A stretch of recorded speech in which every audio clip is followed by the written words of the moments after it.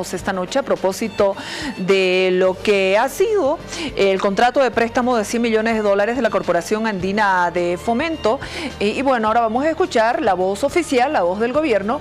Y bueno, en este momento ya estamos con él. ¿Cómo está, viceministro? Un placer poder saludarlo.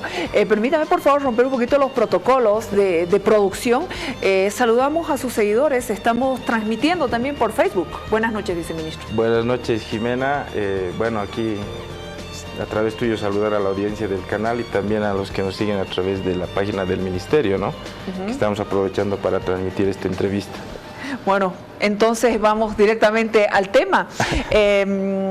Se ha desatado un debate sobre la situación económica del país, el déficit público en la gestión 2019, a propósito de este contrato de préstamo de 100 millones de dólares de la CAF, que ha sido gestionado por el Ministerio de Economía y Finanzas Públicas. Bueno, ahí hay, Jimena, que aclarar a la población y agradecerte por el espacio que nos brindas para poder transmitir a la población algunas aclaraciones respecto a este tema. En primera instancia, no es que el ministerio gestiona de por sí un crédito externo, es atribuciones del Ministerio de Planificación. Este crédito es parte de una cartera de créditos que tiene la CAF disponibles para el país, dentro de los límites que la CAF dispone para todos sus socios, sus países socios, y en el cual está establecido este crédito que está vinculado a la ejecución de políticas. Ahora bien, nosotros nos imaginamos a este periodo electoral, es que se sensibilizan todo este tipo de noticias, porque para darte un dato, Jimena, este crédito ha sido aprobado en el directorio de CAF en diciembre del año pasado. Eso ya fue noticia el año pasado cuando CAF publicó e informó a toda la población y a través de sus medios de comunicación, a través de su página web más específicamente. Este crédito ya fue aprobado el año pasado en el directorio de CAF y eso recién lo venimos implementando a lo largo de este año. Las aprobaciones internas que tiene el país lleva una aprobación de un decreto supremo, después la aprobación de una ley, y precisamente eso viene a respaldar lo que te digo, que en este periodo preelectoral parece que es noticia que se vaya a contratar un crédito externo, cuando ya el año pasado fue noticia, la CAF ya lo comunicó y lo único que estamos haciendo es continuar el trámite que todo crédito externo requiere dentro de la normativa boliviana. En segunda instancia, también lo que hay que señalar es que se ha tratado de direccionar la opinión de la gente hacia que estos recursos van a ser orientados a lo que es el gasto corriente, emulando a lo que sucedía antes del 2006, lo cual es totalmente falso. En primera instancia, lo que hay que señalar es que la política de endeudamiento está claramente orientada a la inversión pública. Jimena, desde el año 2006 venimos orientando, y eso también lo hemos ratificado en el decreto supremo que autoriza la contratación del crédito. El decreto supremo que ha salido en el mes de junio, o sea, fíjate cómo en el mes de junio ya se le autorizó a la ministra de Planificación para que pueda suscribir este contrato, y en ese decreto precisamente se establece que esos recursos se van a direccionar a diferentes proyectos de inversión pública que tienen como fuente de recursos al Tesoro. En ese sentido, son proyectos de inversión como la construcción de centros de radioterapia o algunas carreteras que vamos a construir con estos recursos. ¿Estos 100 millones de dólares? Exactamente. Pero había un documento remitido por el propio Ministerio de Economía y Finanzas Públicas al órgano legislativo cuando tenían el proyecto de ley 448-19 que hablaba que el crédito estará destinado al programa de apoyo a la mejora de la gestión de las finanzas públicas del presupuesto general del Estado. ¿Eso quiere decir? No, lo que sucede es que este es un tipo de crédito en el cual, Jimena, para acceder a los desembolsos se tienen que cumplir ciertos hitos que se compromete en el marco de la mejora de la gestión de las finanzas públicas. El Ministerio de Economía como ejecutor cumple esos requisitos, esos compromisos que se asume que están vinculados principalmente al desarrollo normativo, a mejorar los controles. Por ejemplo, uno de los hitos para el desembolso es el control del endeudamiento de las empresas públicas, que lo hemos mejorado el año pasado en la ley del reformulado, del presupuesto reformulado del año pasado. Hemos incluido un artículo en el cual mejoramos ese control al endeudamiento de las empresas públicas, y una vez que se cumplen esos hitos, es que se procede al desembolso. Hasta ahora no se ha desembolsado ni $1 de esto, de este crédito externo, porque está precisamente en periodo de aprobación en la Asamblea Legislativa, y una vez que se desembolsen esos recursos se van a direccionar a lo que es la inversión pública de estos proyectos que te menciono, tal como manda el decreto supremo que ha autorizado la contratación de este crédito. ¿Es verdad que los anteriores contratos de préstamo tienen objeto definido? Por ejemplo, financiar la construcción de un camino o de alguna obra en particular, porque este crédito está únicamente destinado para el Tesoro General de la Nación. Son diferentes tipos de financiamiento, Jimena, ¿no? Hay créditos que están vinculados a lo que es la construcción, por ejemplo, de carreteras o la ejecución de un programa en específico. Sí. Está vinculado directamente a la inversión pública. ¿Tienen un objeto definido? Tienen un objeto definido desde el financiador, digamos, ¿no? Que ya se establece en el contrato. Y este otro tipo de contratos es que entran dentro de lo que es las cuentas del Tesoro, y el Tesoro de manera soberana define a qué proyectos va a orientar esos recursos, ¿no? Es por eso el mandato del decreto supremo con el cual se ha aprobado la suscripción de este contrato, que establece que van a ir directamente a proyectos de inversión pública. Como te mencionaba, están vinculados al sector de salud y al sector de infraestructura de transporte principalmente. Nada tiene que ver, por ejemplo, yo escuchaba que el Tesoro General de la Nación, lo decía un analista, no el que estuvo ayer, otro, que el TGN ya no tiene plata para el gasto corriente. Eso, a ver, te repito, creo que estamos en época preelectoral, muy cerca de las elecciones. ¿Y están utilizando estos temas? Sí, entendemos nosotros que utilizan estos temas para tratar de generar miedo. Por ejemplo, esta mañana veíamos un editorial de un periódico, el de periódico Página 7, o las opiniones de muchos opinadores que vienen desde hace 13 años tratando de decir que se viene la crisis, que se vienen momentos difíciles, y durante 13 años hemos demostrado que la economía se ha logrado mantener estable, hemos logrado mantener un crecimiento económico muy dinámico, Jimena, y que ese crecimiento económico ha sido acompañado también de logros sociales, de reducción de pobreza, de reducción de tasas de desempleo, y todo eso es lo que estamos trabajando para mantener, pero lamentablemente en este periodo electoral tratan de generar esa incertidumbre e incluso nos hacen pensar pues que quieren eso realmente, que realmente se caiga el país en términos económicos, o que tengamos sucesos similares a lo que está pasando, por ejemplo, en la Argentina o en el propio Ecuador, que estos últimos días tienen problemas sociales tremendos y que vienen de decisiones o de políticas económicas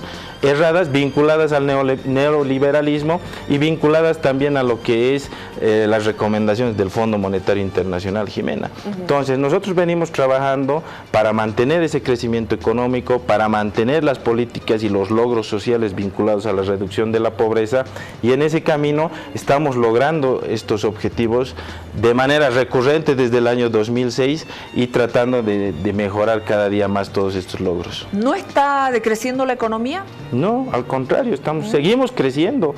Tenemos la proyección para este año es del 4%. Alrededor del 4%, pero tomando, por ejemplo, los datos de organismos internacionales como la CEPAL, que nos coloca un año más, del 2019, un año más en el liderazgo de crecimiento económico, Jimena, a pesar de este contexto internacional difícil, ¿no? Pero también los han colocado con el tema de la extrema pobreza, no tenemos buena calificación con relación a años anteriores.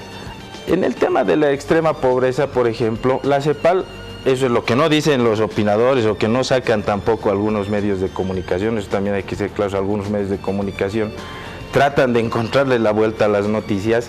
Lo que muestran es parcialmente lo que dice la CEPAL. Sin embargo, con los propios datos de la CEPAL, si podemos ver aquí, Jimena, este gráfico es muy clarito. Aquí lo que vemos es cómo la pobreza extrema se ha reducido de cerca al 38%, el año 2005 más o menos, a solamente el 15% en el año 2018. Y dentro de la reducción de la pobreza en este periodo 2005-2018, Jimena, Bolivia es el país que más ha reducido la pobreza, que es el 23%, y eso también lo ratifica la CEPAL. Pero en el último año, sobre la extrema pobreza, Lo que señala el último informe de la CEPAL, Jimena, es que en América Latina ha habido un rebrote de la pobreza extrema vinculada a los ajustes fiscales. ¿Qué significa ajuste fiscal? El ajuste fiscal que ha realizado, por ejemplo, la Argentina, o ha realizado Colombia, o ha realizado el Ecuador, que significa cortar el gasto social, cortar la inversión pública y de esa manera adoptar políticas neoliberales y afectar de manera directa a la población más vulnerable. Nosotros, al contrario, hemos logrado mantener el gasto social, Jimena, hemos logrado mantener la inversión pública en niveles muy importantes y de esa manera logramos continuar el proceso de industrialización, de diversificación de la economía, pero también reducir la pobreza, reducir las desigualdades, que eso también es lo más importante en nuestros últimos 13 años dentro de los logros del gobierno. Viceministro, y con relación al presupuesto general de la Nación, se había proyectado un déficit público de alrededor del 8%, lo que significaría que por tercer año consecutivo el presupuesto general de la Nación registraría un déficit en el sector fiscal. Sí, eso lo hemos programado en la presente gestión, Jimena. Ahí primero hay que señalar lo siguiente. La explicación del déficit fiscal de estos años es muy diferente a la explicación del déficit fiscal que había antes del 2006, en el periodo neoliberal, porque en el periodo antes del 2006 el déficit fiscal era básicamente por gasto corriente. ¿Qué significa ese gasto corriente? Pagar sueldos y salarios. Nosotros en este momento tenemos un déficit fiscal explicado por lo que es la inversión pública, y esa inversión pública llega a los niveles de aproximadamente 5.323 millones programados para la presente gestión, si podemos ver en el gráfico, y los últimos años han estado por encima de los 4.000 millones. Entonces, ¿esto qué significa? Que estamos invirtiendo para poder proseguir el proceso de industrialización, Jimena. Estamos invirtiendo, por ejemplo, en la industrialización del litio, en la industrialización del acero con la empresa del Mutún. Estamos construyendo muchas plantas hidroeléctricas, termoeléctricas, de energía solar en Oruro, que ya se ha entregado la primera fase de 50 megavatios. En Cobija también se está con energía solar. Entonces, todos esos proyectos nos llevan a tener suficiente energía, diversificar la economía y de esa manera generar crecimiento económico para poder también continuar con la redistribución de los ingresos, ¿no? La deuda externa pública. La deuda externa pública, según el Ministerio de Economía, mediante la nota de prensa, llegó a 10.187 millones de dólares a febrero del 2019. ¿Tenemos un dato nuevo sobre la deuda externa pública? ¿Cuánto ha llegado? ¿O ese es el dato que se tiene, el de febrero del 2019? El último dato de deuda externa pública es de alrededor de 10.700 millones de dólares. Y en este gráfico también volvemos a recurrir a los grafiquitos, Jimena, para poder mostrar a la población. Aquí podemos ver... Permítame. Gracias, Jimena. Primero vemos cómo hemos recibido el tema de deuda externa. Hemos recibido casi 5.000 millones de dólares el año 2006 de deuda externa. Y ahora hemos llegado a agosto aproximadamente 10.700 millones de dólares. Sin embargo, la gran diferencia, Jimena, es que hemos pasado de un Producto Interno Bruto nominal de alrededor de 9.000 millones de dólares el año 2005 a más de 40.000 millones de dólares el año 2018, y este año tenemos previsto un Producto Interno Bruto nominal de 43.000 millones de dólares, que esperamos pueda ser cumplido hacia diciembre de este año. Entonces, ¿esto qué significa? Que si bien en términos nominales ha venido creciendo lo que es la deuda pública externa, el Producto Interno Bruto ha crecido más. Entonces, eso nos aumenta la capacidad de endeudamiento. ¿Cuánto es la deuda interna? La deuda interna del Tesoro General de la Nación, conceptualmente, se la contabiliza para lo que es la deuda pública total, es la deuda del Tesoro con el sector privado. Eso es alrededor de un 8-9%. Eso en términos totales haría aproximadamente un 33% del Producto Interno Bruto, que sería la deuda pública total con el sector privado. La deuda interna es la que nos debemos nosotros mismos los bolivianos. ¿El Banco Central no es de...? No, lo que debe el sector público hacia el sector privado nacional. de Bolivia.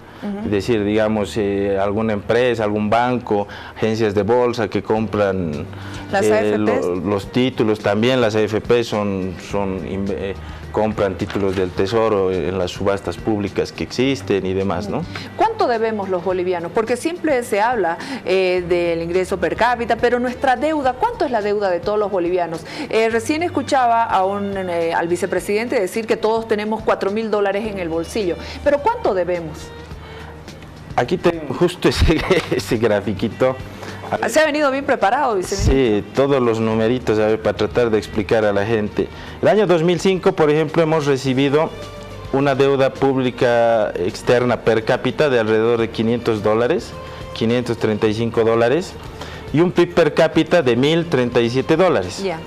Y al año 2018 tenemos un PIB per cápita de $3.800 por persona, y la deuda solamente llega a $937 pero acá por estamos persona. Hablando solamente de la deuda externa, sí, la deuda interna. Que es la que publicamos generalmente, ¿no? Acá no está la deuda interna, en este grafiquito. Claro, pero considerando que la deuda externa representa el 24% del PIB más o menos, la deuda interna te la mencionaba cerca del 8-9% del producto. En ningún caso la deuda interna y externa va a superar el activo que tendría cada boliviano en términos nominales, ¿no? ¿Sí está bien la salud de la economía en el país? Sí, Jimena, está bien. ¿Eso significa que puede haber un segundo aguinaldo? Bueno, para establecer si va a haber un segundo aguinaldo, Jimena, hay que esperar los datos del INE, que tiene que medir el crecimiento de julio del año pasado a junio de este año. Y se toma un tiempo para dar el informe. Sí, generalmente durante el mes de octubre es que publica los datos oficiales. La semana pasada la ministra de Planificación anunció que hacia fin de mes estarían listos los datos y ya los publicará y anunciará el INE oportunamente. O sea, hay que esperar.